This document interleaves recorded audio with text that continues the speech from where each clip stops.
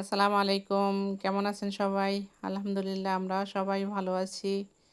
আমি আজকে লাউ দিয়ে মাংস রান্না করব। আমি বহুদিনই মুরগির মাংস রান্না করছি। আজকে আমি গরুর মাংস রান্না করব। আপনারা লাউ দিয়ে মাংস রান্না পছন্দ করেন নাকি? একটু কমেন্টে জানাবেন।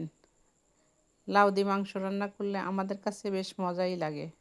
একজনের খাবার একরকম, সবাই একরকম খাইতে পছন্দ করে না।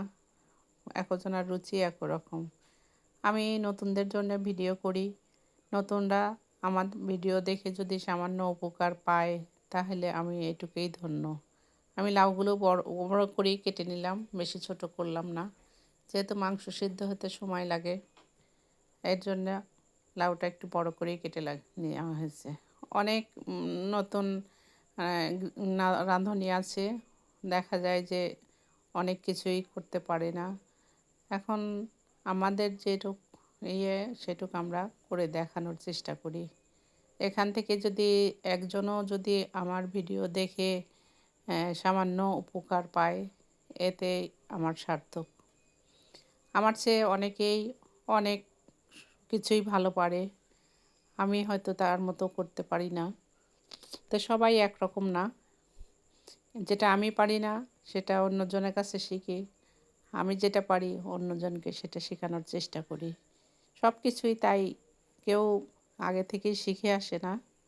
আমি লাউগুলো ধুয়ে নিলাম, এখন মাংসগুলো ধুয়ে নিচ্ছি। 1.5 কেজি মাংস আমি কেটে ধুয়ে নিলাম। কিছু কিছু পিস দেখা যাচ্ছে বড় ছিল, কিছুগুলো ছোট ছিল।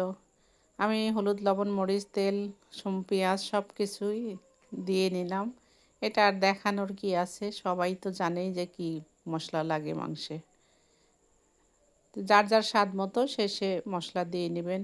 কেউ ঝাল কম খায়, কেউ ঝাল বেশি খায়, কেউ আবার লবণ একটু কম খায়, কেউ লবণ একটু বেশি খায়। তেলও কেউ কম খায়, তেল আবার কেউ বেশি খায়। আমরা সব তরকারিতেই তেল মশলা খুবই কম দিয়ে রান্না করি। তো এর জন্যে সবাই আল্লাহর সুস্থই আছি আমরা, আলহামদুলিল্লাহ।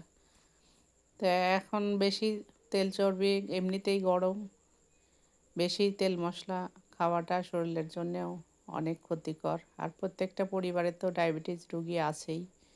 তো এটা আর বলার কিছু নাই। যত তেল মশলা কম খাওয়া যাবে ততই ভালো। ডাক্তাররা তো বলে শুধু সিদ্ধ খাবার খেতে, তেল মশলা খাবার একদমই ডাক্তারদের নিষেধ।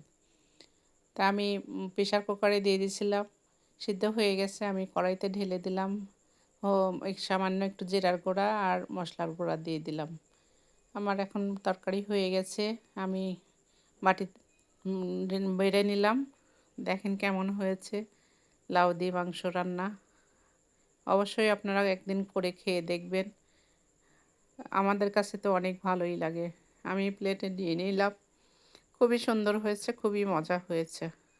ঠিক আছে, আল্লাহ হাফেজ।